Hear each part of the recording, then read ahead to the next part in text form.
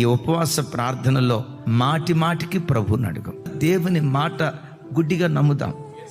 నేనేమి ఇక్కడ కలిపి చెరిపి మీకు కొత్తగా బోధించట్లా. లేఖనాల్లో రాయబడిన మాటే మీతో చెప్తూ ఉన్నాను.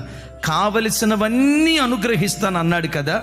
ఈ ఉపవాస ప్రార్థనలో సిగ్గుమాలి మాటి మాటికి సిగ్గు విడిచి మాటి మాటికి నీ కుటుంబానికి ఏం కావాలో, నీ పిల్లలకి ఏం కావాలో, నీ ఉద్యోగానికి ఏం కావాలో, నీ కుమార్తెకి ఏం కావాలో సిగ్గు విడిచి మాటి మాటికి అడుగు.